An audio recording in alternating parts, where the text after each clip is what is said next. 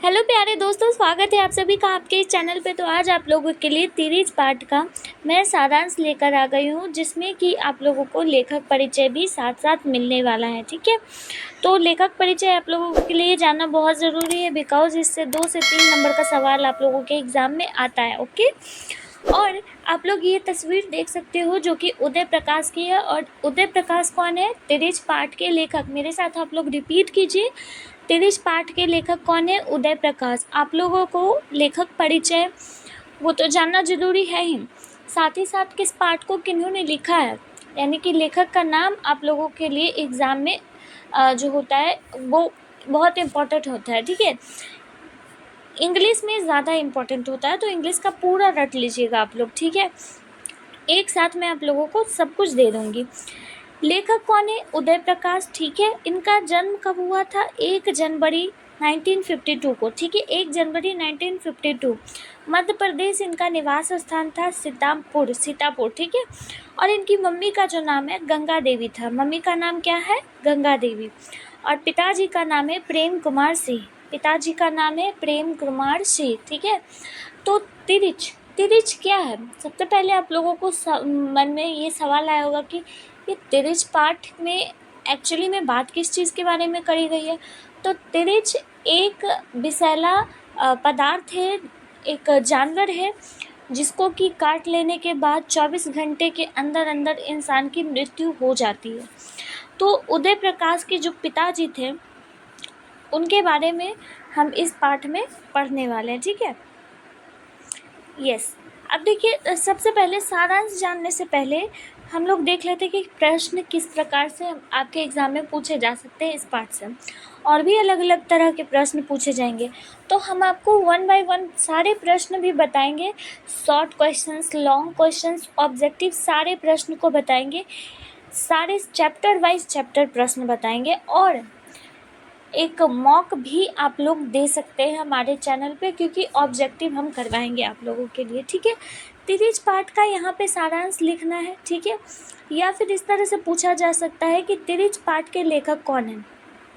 Important है, उदय प्रकाश का जन्म कब और कहाँ हुआ था। ठीक है, 30 पार्ट की विशेषताएं क्या है, ये सारे तमाम सवाल आप लोगों से पूछे जा सकते हैं। ठीक है, तो चलिए हम सबसे पहले सारांश देख लेते हैं। ओके, इस कहानी में पिता का आधार लेकर पुरानी पीढ़ियों के संस्कारों व विश्वासों को बड़े बारीकी से उभारा गया है।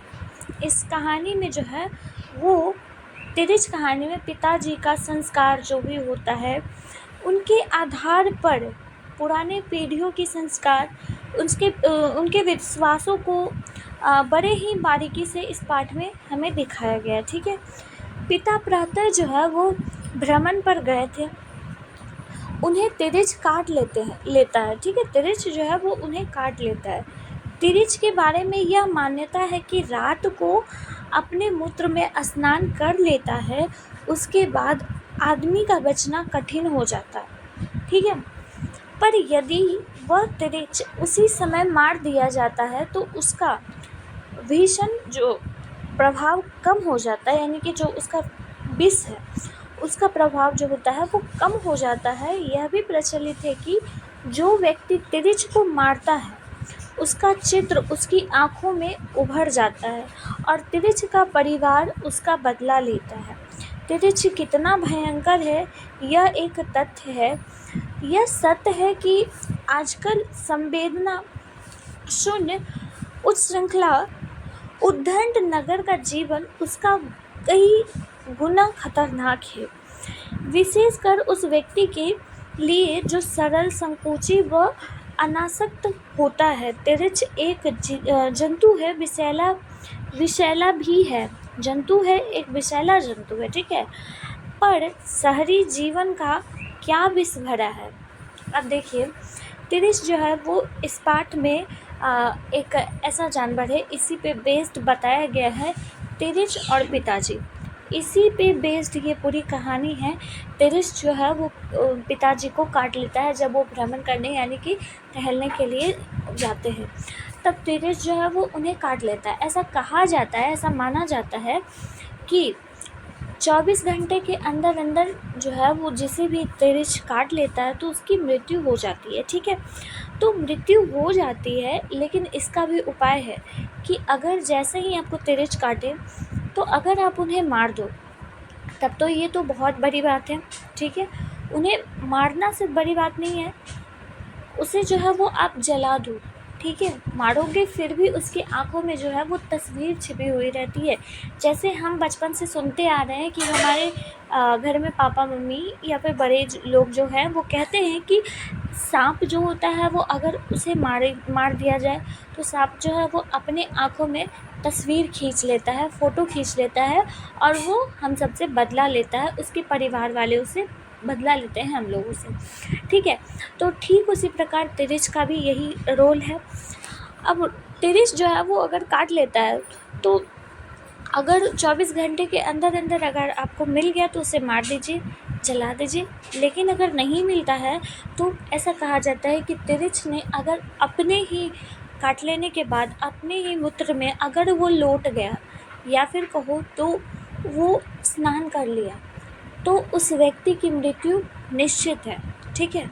वो व्यक्ति जो है वो 24 घंटा के अंदर अंदर मर ही जाएगा, ऐसा तिरिच के बारे में कहा गया है, ठीक है। तिरिच जो है वो बहुत ही विषैला पदार्थ है, बहुत ही खतरनाक है, समझ गए क्या है तिरिच। अब आगे चलते हैं। यह तिरिच कहानीकार के स्वप्न में बार बार आता था। जो भी कहानीकार है कौन है, उदय प्रकाश, ठीक है। तो इनके स्वप्न में मतलब कि सपने में तिरिच जो है वो बार बार आता था, उसे आतंकित भी करता था, मतलब कि चेतावनी होती है, चेतावनी भी करता था। उसके बारे में कई मान्यताएं भी हैं। तभी काटता है जब कोई उससे आँख मिलाता है, उससे आँख नहीं मिलाना चाहिए।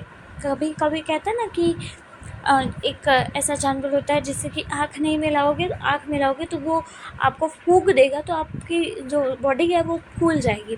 तो तिरिच के बारे में भी यही कहा गया है। कहा जाता है कि तिरिच को देखते ही उससे आँख हटा लेनी चाहिए। आँखें मिली, यह दौड़ा और वह उसको फिर नहीं छोड़ सकता।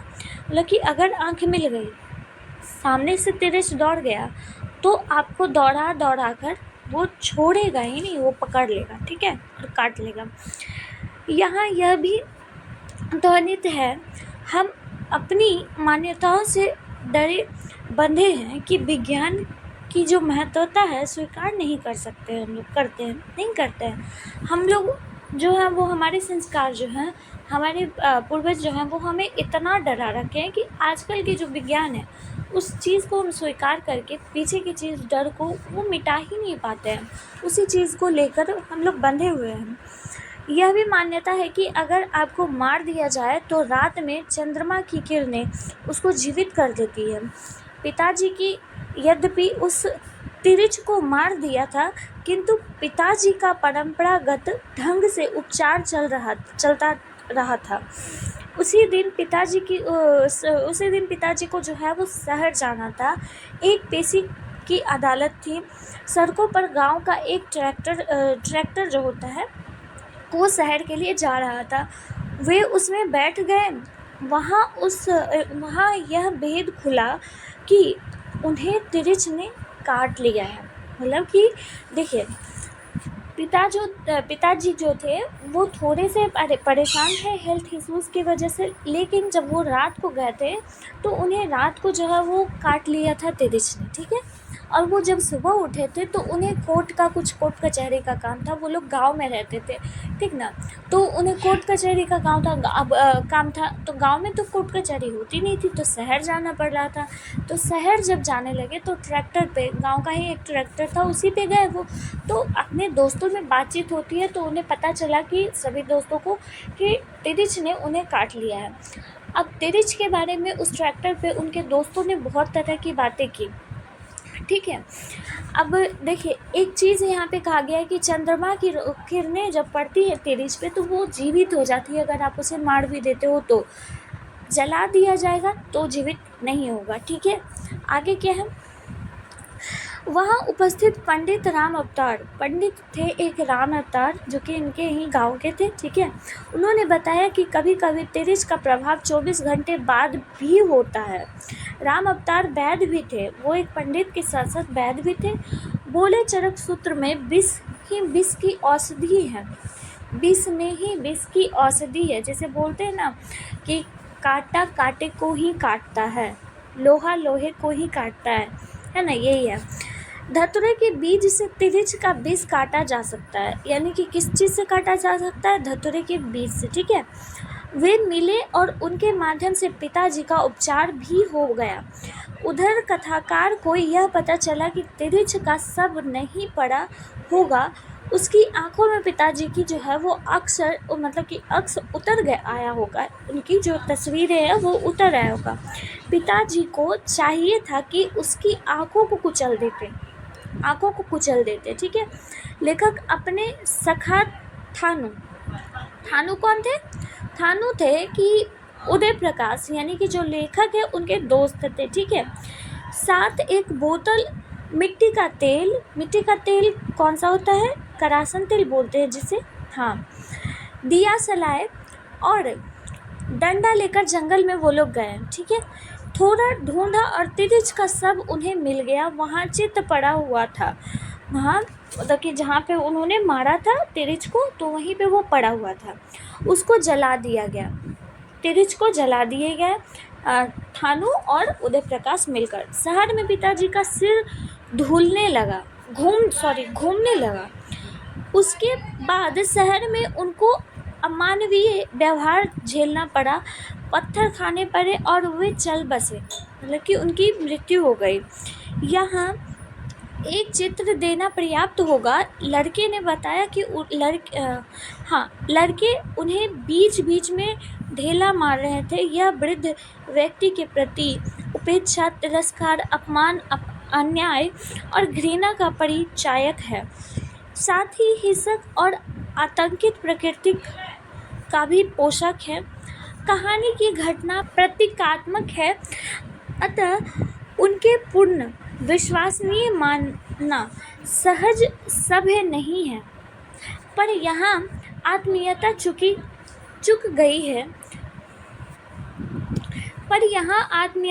गई है, मानवीय मूल्य मिट गए हैं, यह ध्वनित होता है। देखिए जो पिताजी हैं थानू ने तो और उदय प्रकाश ने तो जाके तिरिच को जला दिया, लेकिन फिर जब वो शहर गए, अब देखिए गांव और शहर में बहुत अंतर है, बहुत आसमान और ज़मीन का अंतर है। पहले के ज़माना में तो और भी अधिक अंतर हुआ करता था। तो पिताजी जो थे वो अकेले शहर में, उन्हें एक रास्ता तक मालूम नहीं था, ठीक है, एक रास्ता तक मालूम नहीं था कि कौन सा रास्ता किस ओर जाता है। तो उन्हें जो है वो बहुत तेज़ की प्यास लगती है और पानी पीने के लिए मांगने के लिए जाते हैं। तो उन्हें जो है वो वहाँ पे लोग इतने मारते हैं, इतना ज़्यादा उन्हें मारते हैं। मारने के बाद जो है वो पुलिस स्टेशन में वो जाते हैं दरख्वास्त लिखाने के लिए कि ऐसा ऐसा हाल लोगों ने मेरे साथ किया है। तो पुलिस वाले भी उससे घिन आकर उसे छोड़ देते हैं, वहीं पे बोलते हैं कि कोई पागल है, ठीक है। इस हालत में उनके पिताजी जो है वो पुलिस स्टेशन पहुंचे थे। उन्हें बहुत मारा गया, इतना मारा गया कि सर से बहुत ज़्यादा खून निकला और ज़मीन सड़क पे वो ऐसे ही लेटे पड़े थे। सोचो क्या शहर में जो भी लोग रहते हैं उसमें मानवता नहीं है, इंसानियत नहीं है, वो बिल्कुल ही खोखले इंसान हैं।